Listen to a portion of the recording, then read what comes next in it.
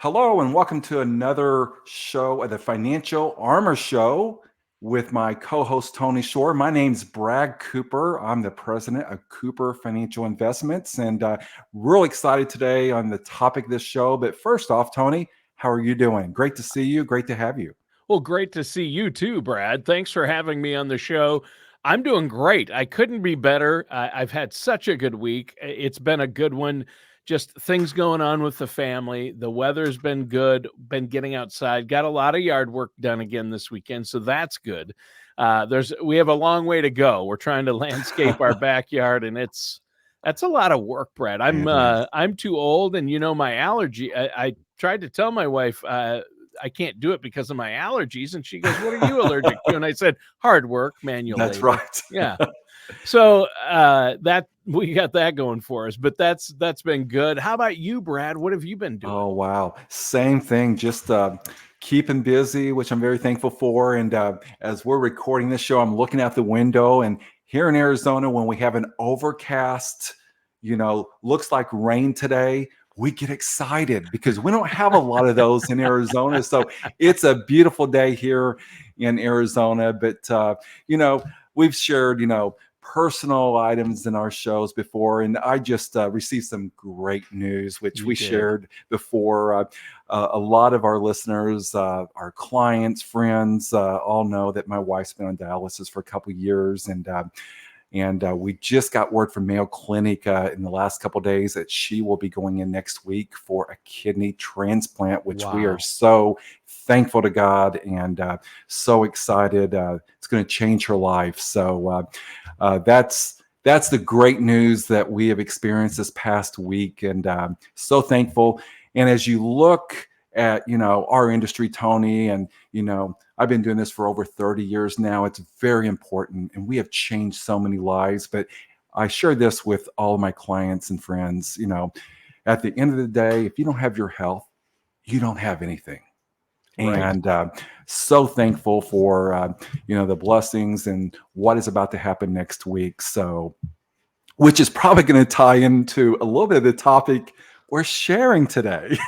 Yeah, we've got a tough topic, but it's so important. And just Yes. like, congratulations for you and Well, your wife, thank you. because that's such a blessing. That dialysis has been tough, and for her to be able to get a new kidney is amazing. And I know it's been a long process. So, Yes, it has, but it's just a reminder of how amazing people can be, our clients, friends, and just really appreciating everyday life. I heard many years ago, today is a present. The present is a present. The present is yeah, a present, and so true. I like that. It is. It is. So, what are we talking about today? We're going to let our listeners know what we're up to. Well, we're going to talk about a topic which is not too fun, and thank God that we have good health insurance, or this would be a huge issue for us. And what we're going to talk about today is it's time to get out of debt, especially if you have debt. US News and World Report had an article out in the last few weeks titled 16 Things to Do When You're Deep in Debt. And, a lot of people we sit down and talk to, Tony, and our clients, they are in great shape, but at one point in their life and their career, they weren't. And we all Right. go through seasons or chapters of life. And, I always give hope to people that are younger and say, Brad, you know, we just don't know if we're ever going to be able to save what we need to for retirement because we have debt. Well, they're in their 30s. I said, when I was in my 30s, I had a mortgage, I had children, I Right. had expenses from children, time. And at the end of the day, sometimes there's more days than there is money to get by. So, very important topic, what we're going to talk about today. But wow, when I read this article, Tony, and read the statistics, household debt rose to $17.5 trillion the final quarter of 2023. And these numbers are just outrageous. That's T with a trillion, Yikes. 17.5 trillion. No one can wrap their minds around that large of a number. American credit card balances. and this is something you really need to pay attention to, rose $1.13 trillion from quarter three to quarter four of 2023. In one quarter. In one quarter. That much was added. Yeah, and keep in mind, yes, oh my gosh, we've talked about interest rates in the past, and there's different types of interest rates. Yeah. Auto loans, mortgage loans, the Fed rate. Yeah. It ranges anywhere from 4 to 7%. But we're talking credit card debt, which is averaging 30%. I was just last week making a purchase, and they asked me, Brad, would you like to open up a credit card, which I normally do not do? But they said, you will get 10% back if you open that up today. And then my next question is, can I pay it off tomorrow? And they said, absolutely. Will I lose the 10%? No. So I followed through with that. And I was noticing on the paperwork, the interest rate was 30.5%. Over 30%. Yes. So that's why they always ask you, do you want to save 10 or 15% today? Open a credit card. So if you're smart and disciplined, do what I do. But what I did the following day, I paid that off and I cut up the credit card, but I got my 10% back. So anyway, I think I shared a few shows ago too, Tony, that my son-in-law is a manager of a just a used car business. Sure. And they help a lot of families with not so good credit and give them a hopes of a car. And Sure. I was talking to him one day and I said, what's the average interest rate with, for someone that doesn't have great credit? Right. And he said, 28, 29%, almost 30% for a car loan. For a car loan. Oh my goodness. Can you imagine adding 29% on top of what the cost of a car over what period of time? I mean, yes, 3 to 5 years. And, we talked a lot about that. And, but unfortunately, that's the only hope someone maybe has of getting to and from work. Right. But to me, it's legalized loan sharking. I mean, at the end of the day, it's not right. No. And I don't understand. It used to be, they used to have a limit on credit card companies. It seems like the I think the laws have lessened. 30% interest is, even in this day and age, that's outrageous. I mean, that should be illegal. That's loan sharking. I mean, it is. Yeah. And, but, one of the topics which I like is when you look at debt, there's good debt, there's bad debt. And I know there's a lot of talk shows today throughout the nation that basically would disagree with me and say all debt's bad. Well, I disagree 100%. And I do too. I practice what I preach. Right. Good debt, for an example. I'll just use myself for an example. My wife and I purchased a home back in 2016, and we got locked in after refinancing a few years ago at 2.8% fixed for 30 years. You beat me by a percentage point. We're at 2.9. 2.9. Well, you got ripped from my off wife and I. Yeah, we renegotiated 2.9. And somebody said, well, should you take your retirement money and pay cash and take out, since we've got all that money sitting there, to be debt free? Should we stop contributing to our retirement funds or to the market or our investments to put toward a down payment so we don't have to be in debt or to pay for a house? And I said, no, why would I use my own money that's making X amount here? Right. Why not use the bank's money at 2.9%, which is basically almost nothing. I mean, it's low.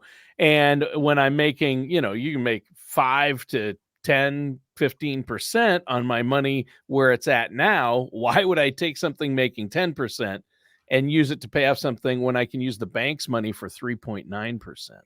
Absolutely. Right? Isn't that the point? It is. But, there's, like I said, talk hosts out there that would disagree with you, which I know. but which is crazy. So That's good debt because you can, let's just be ultra conservative and say you can get a guaranteed 5%, which some CDs are paying 5% today. Right. Keep your money there, pay the 3%, you're still up 2%. But my definition of being debt free, Tony, and I share this all the time in speaking engagements and meetings, is you're debt free if you can hit a button and transfer money from one account to pay off your debt on any given day. Now, another good example, this just happened to us a few months ago. Went in to purchase a different vehicle, not brand new, and wow, got a really good buy on this vehicle. Getting ready to pay cash Yeah. because we know what interest rates are traditionally, for vehicle loans, 6, 7, 8% is the going rate with excellent credit, which we have. Well, we went in and getting ready to sign the paperwork, and the finance manager said, "You're not going to believe this. I ran your information through our system. You could get locked in at 1.9%. And would you be interested in that?" My wife and I looked at each other within like 1 second of each other. Yes, sign us up. Please. So a Yeah. lot of people would say, "Brad, you're foolish.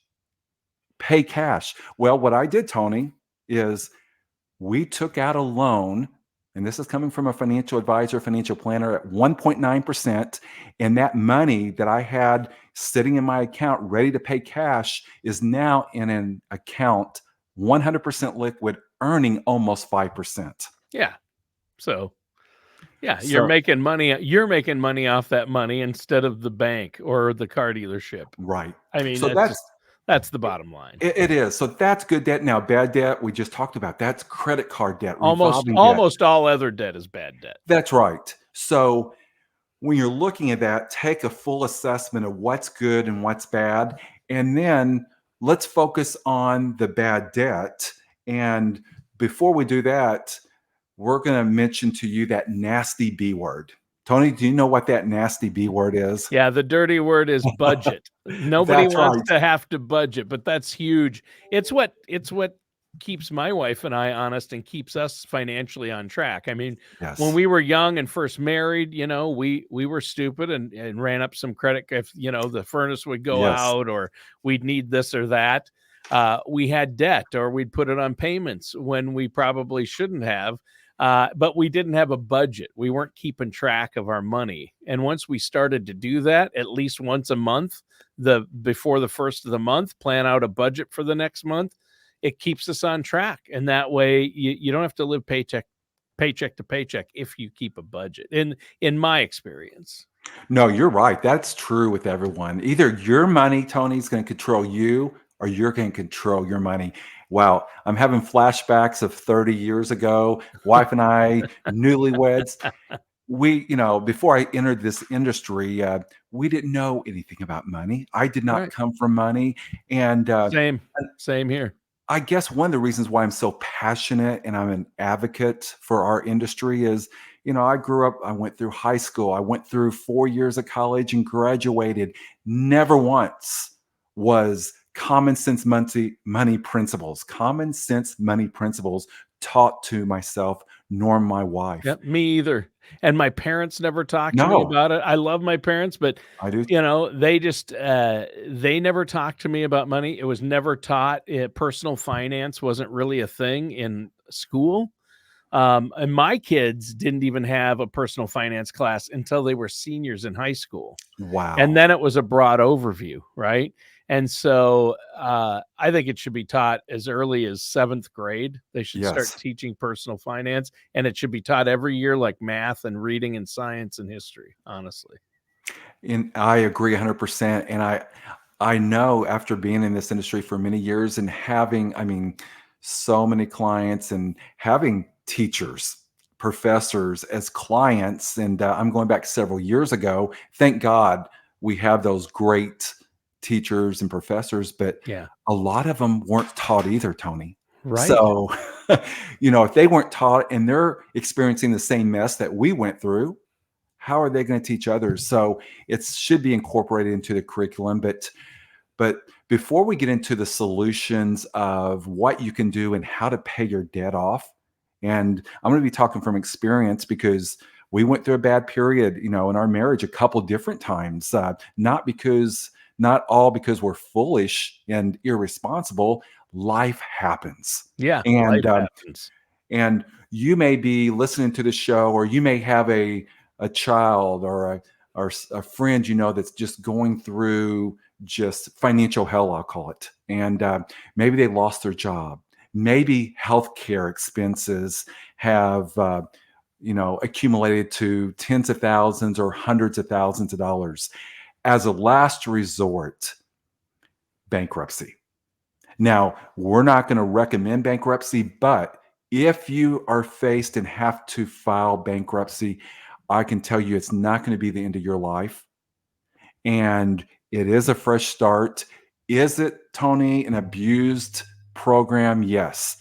But it was designed for people that experience life.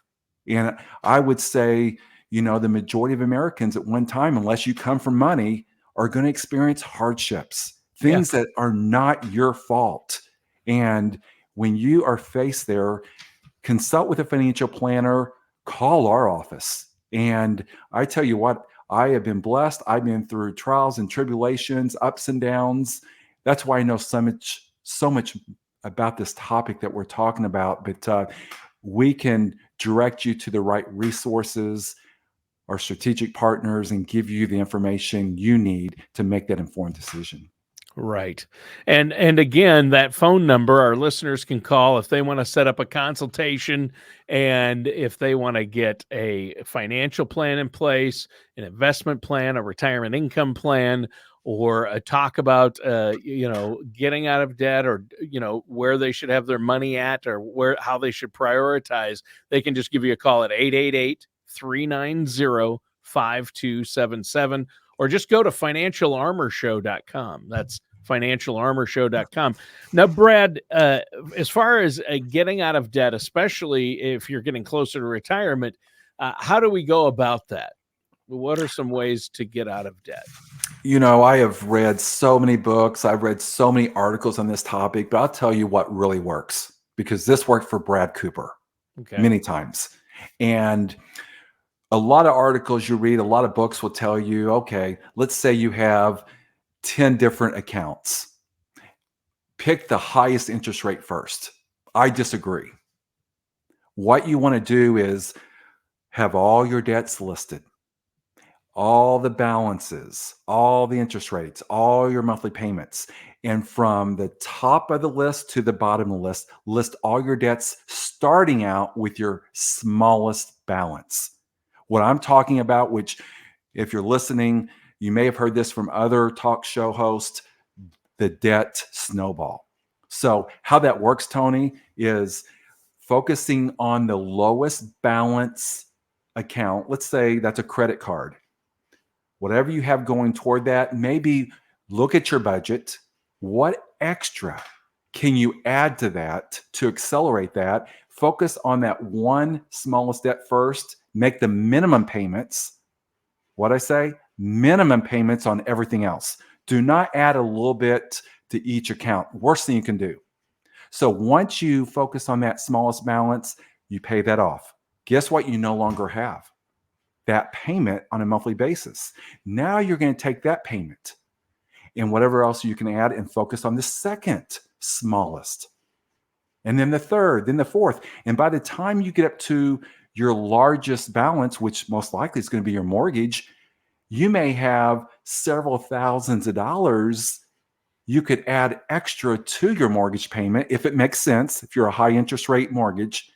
And we used to show people, Tony, years ago, I do not have the software anymore, but I think you can find it online, debt acceleration software. We used to show the average person who used to come into our office how to be completely debt-free, including their mortgage, including their cars, within 5 to 7 years. Wow. But it takes discipline. Yeah. It takes a plan. It takes a budget. That's the key. And so I call that the debt snowball, and focusing on debt. So as you're approaching retirement, maybe you're in retirement, and we have these conversations daily, Tony. it's okay to have debt. I get this asked every single day, especially during reviews. Well, Brad, I know last time we visited, you said do not pay off my mortgage. I just hate making that monthly mortgage payment. And then again, Tony, what's your interest rate? Yeah, 2.9%. Okay. And the last 5 to 10 years, your accounts on average have done double, triple Right. in returns. Right. So why would you want to take your money that's earning more to pay off a loan that's less? And then one thing I'll include, which some Americans get this benefit, not all, because of the standard deduction, but in my case, I itemize. I get to write off my interest. Yeah. So by doing that, really, I have you beat a little bit more, Tony. 2.8 is not 2.8. After my tax deduction, I'm more like 1.5 Wow. net. Yeah, that's that's crazy. like stealing money from the bank. Right. Yeah. Yeah. So I mean, use the bank's money while you can. Yeah. right. So Well, yours is earning. Yeah. And I mean, it depends on the math and where people are at and how much they owe and how much they have. So everybody's right. situation is different. It's not It is. necessarily a blanket thing. And a lot of people have higher interest on their houses. So, that might not be the best thing. So, really, the answer is I think one of the ways to get out of debt is work with a financial professional to see Right. which, should I pay off my house or not? And I know you always hear you got it, being debt free going into retirement is huge. And it is huge. It is. But because you have some debt or still have a mortgage doesn't mean you can't retire, right? Absolutely. And it goes back to my definition of being debt free. And you said it earlier in the show. Why would you want to liquidate $500,000 in this example? Let's say you owed $500,000 Yeah. on a mortgage, and you're so convinced by all your peers, of course, who don't work in the financial industry, but they're saying, Tony, you're retired now, pay off your mortgage. So you call your financial advisor up and say, you know what? Can I liquidate $500,000 of my IRA money? What happens? Yeah, you're gonna lose out on all that earning power and the interest, the And the compounding tax, interest. and take another And 20 or oh yeah, 30%, yeah. 35%, maybe 40% of 500, you're going to lose Oh, that's 200,000 plus true. just in If taxes. it's a traditional IRA or Yes. 401k money, if it's tax deferred money, you'll owe all the taxes on it. Right. And it'll And put you into a higher tax bracket, so you'll probably end up owing more for Medicare, and everything else could go up.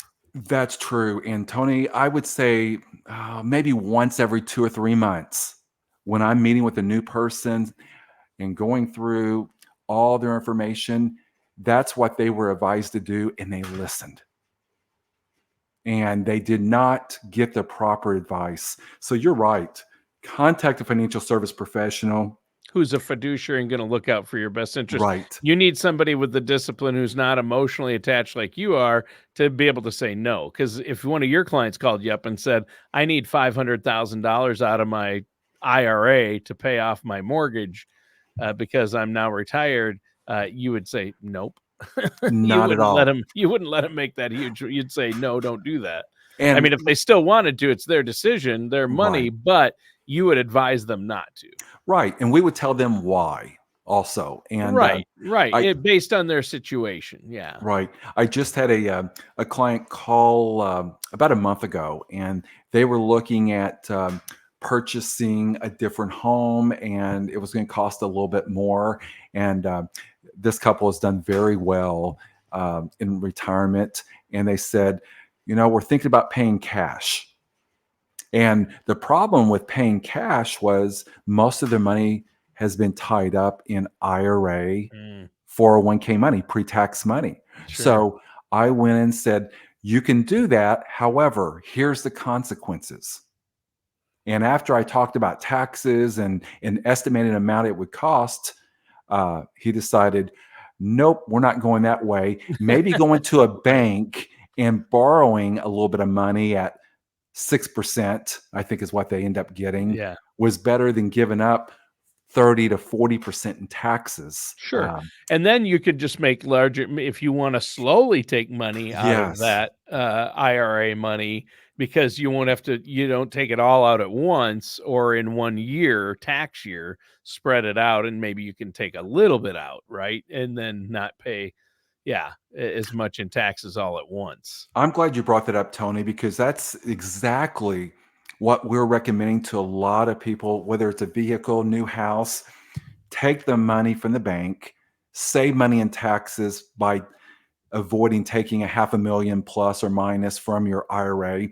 Then part of the tax planning that we're doing with our clients with the help of our CPA team is trying to spend down their IRA money. So let's set up a monthly amount and let that cover your mortgage payment Yeah. and pay a little bit, like you said, Tony, at a time to minimize your overall tax liability. Yeah, that anything you can do to minimize your tax burden is huge, and some people make decisions without really taking into consideration the tax implications. That's not good. So we're almost out of time. I can't believe this Wow. flew by, but it's a great topic, and if people have questions, they can call your office. How can our listeners get a hold of you, Brad? Yes. I mean, if you have any questions on what we just talked about today, we love sitting down, no cost, over a cup of coffee, or now since it's approaching summer, going to be 150 degrees, the iced tea sounds a little bit better. Call our office, 888-390-5277. Again, that's 888-390-5277. That's a toll-free number. Monday through Friday, we'll answer the phone. And let's set up a time to visit and answer those questions. Or you can visit our website, financialarmorshow.com. Again, that's financialarmorshow.com, and ask whatever questions you may have. We would be more than honored to answer those questions and help out in any way that we can. And if we don't have answers, we have a team of experts throughout the United States that specialize more so in these areas that we can reach out to you on your behalf at no cost and give you the information you need to make that informed decision. Excellent. Well, Brad, great show today. Listeners, thanks so much for listening and watching out there. That does it for today's episode of the Financial Armor Show with our host, Brad Cooper. Thank you, Tony.